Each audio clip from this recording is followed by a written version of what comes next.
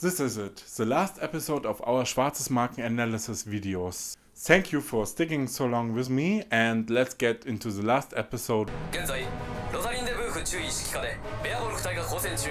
So, at the start we have two new names. First of all is the name of a TSF squadron, and it's Rosalinde Buch.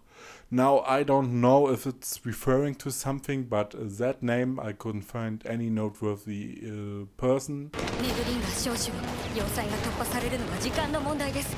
And the second one is General Nerlinger. Now, Nerlinger, there are a few people that had that name, but again, no one really noteworthy.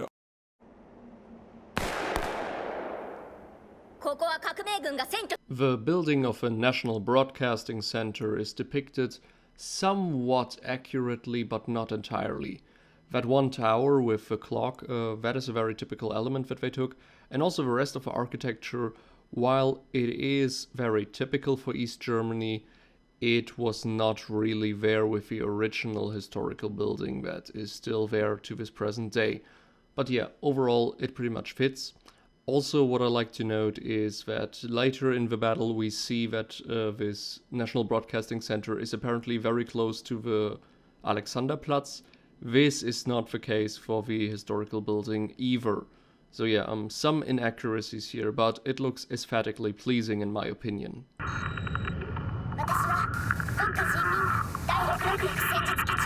Now, you might remember that I complained about the comm system being English before, and that St. Senate said, well, it's not unlikely. It was quite common for electricians to use English if it was the base of the system or whatever. This is normal German, actually, but I'm wondering why it's with hers it's German and not English.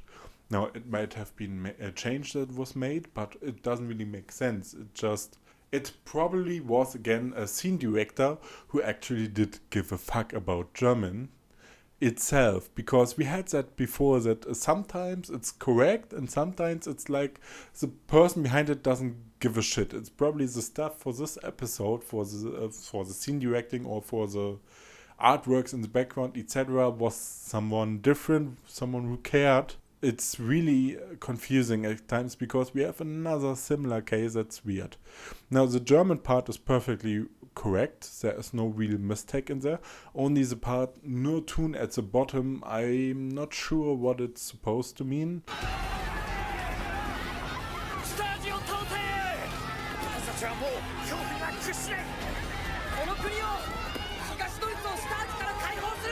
Now it reads: Wir brauchen keine Überwachung. Öffnet den eisernen Vorhang. Die Zeit für Revolution ist hier.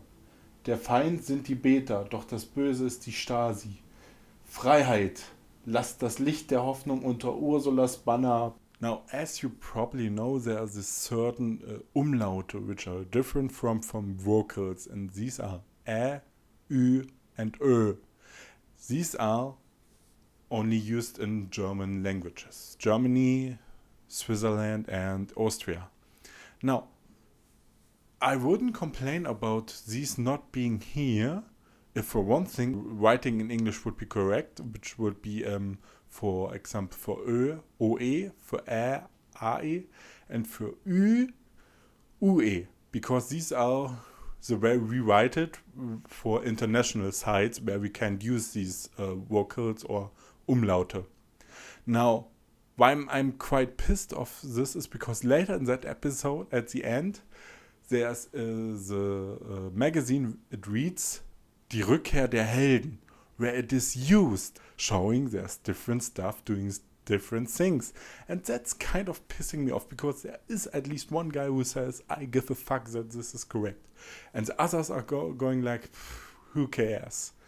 So either do it correctly all the time or stick with what you think is the lazy version. During the demonstration, you might have noticed a German flag that has the center emblem of East Germany overpainted with blue color. Now, this is somewhat inaccurate because actually it was a thing that they would cut out this one East German emblem just to get rid of that last difference that still exists between the two Germanys, because, well, the German flag is just the traditional tricolor, and this was also the flag of Western Germany, but Eastern Germany also slapped this socialist symbol in the center, so that was the only difference between the two flags. Here they have it overpainted.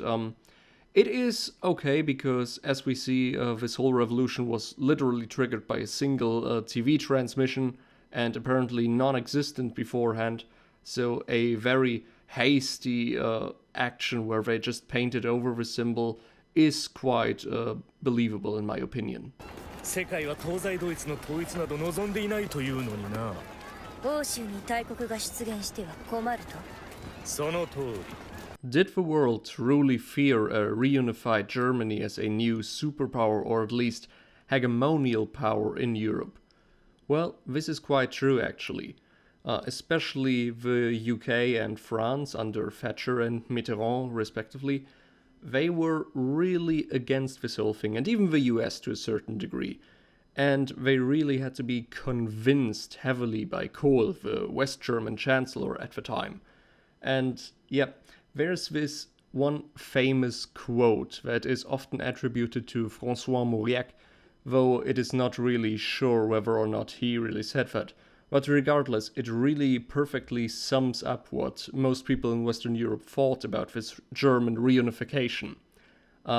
It goes like, J'aime tellement l'Allemagne que je préfère qu'il y en ait deux. Which means as much as, I truly love Germany, to the point where I would prefer that there are two of them. And yeah, this really reflects it.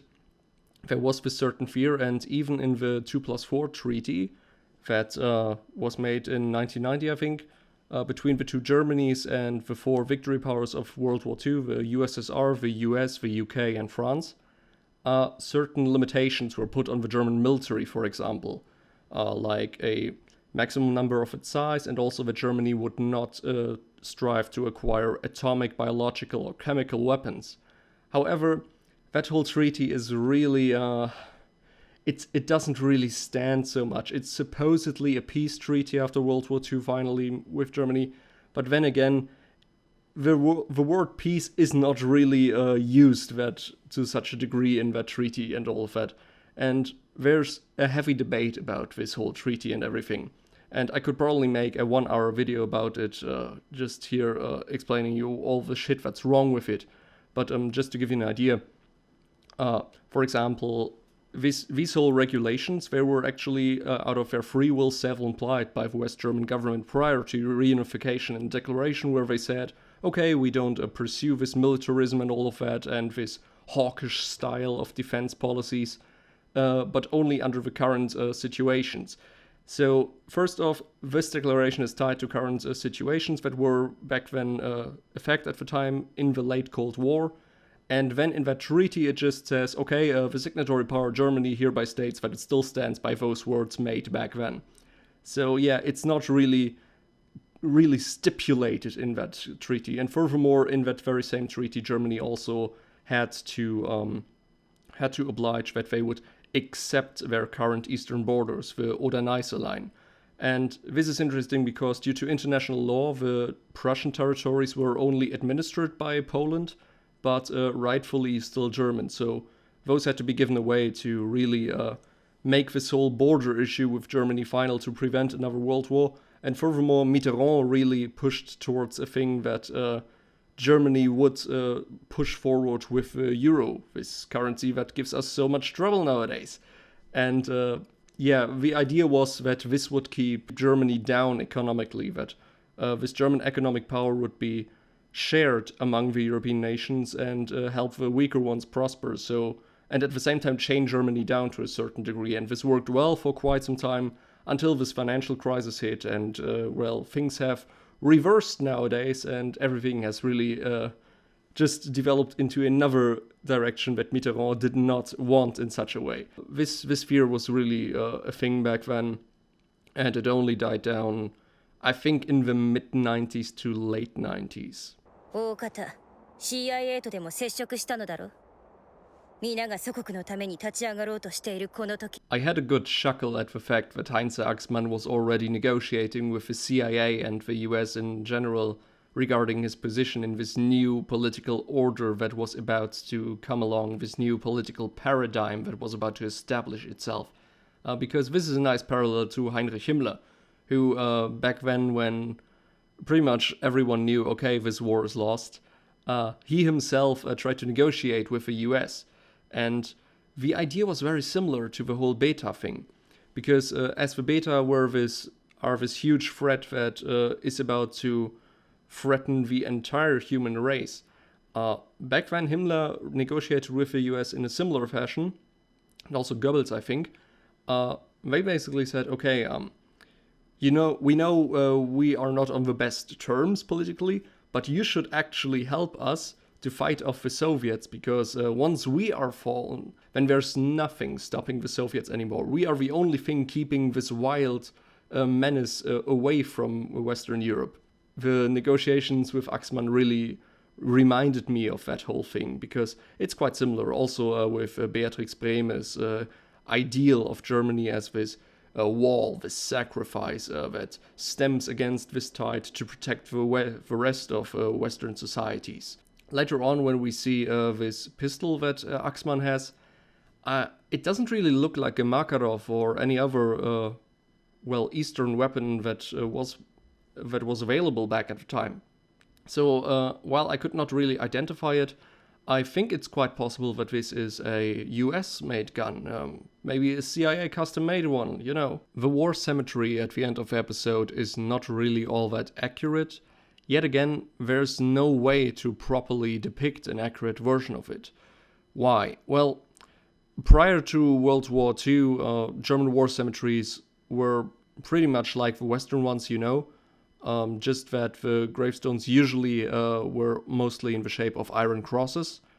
And this is a symbol that is officially used by the West German army, but only as really the big emblem of it, not really as a medal anymore. And in East Germany, it was not used at all. So that would already not be an option anymore. And all the war cemeteries ever since, due to sheepish politics and, the overall population not being comfortable with it, such war cemeteries like we see here, these huge open fields with white crosses, that's more of an US thing. In Germany, those soldier cemeteries, they're usually hidden away somewhere in the forest. They're not all that represented. They are not really all about that reverence and stuff like that. So yeah, there was no real way for them to depict it accurately, because nobody would know how such a thing should look. So yeah, it's not accurate, but at the same time I can't really use that as a criticism over here, because I don't know myself how it would have been logically designed in the Muv-luv universe. The plates there, they just read what you would expect. Nationale Volksarmee, Heeresgruppe Ost, 666. TSF Kompanie Schwarzesmarken. So simply, really, name of the army, name of the army unit. What you would normally find on such grave plates. So the one last thing is, at the end, it reads, the road continues für der Weg geht weiter. I would rather use the path continues or something more to get the idea behind, but then it's not wrong, it's possible, but it's not the most poetic, I would say, or would use in German. This was already the last episode. I'm kind of sad. Yes, it's sad. I really would have liked if the show had 24 episodes, even if that would have been a whole lot more of work to do. Overall, I'm pleasantly surprised about the show. I hope you are. There will still be a conclusion video about our opinions of me and Saint Senate. If you're wondering what's coming next, in 2017 there's this anime called Dies Irae, or the visual novel that will be adapted into an anime. And this deals in 1944, an alternative universe with vampire Nazis based on real German war criminals. Now, if this doesn't give us publicity and doesn't sound like fun to analyze, I don't know what it is. Remember, I can say it, I'm German.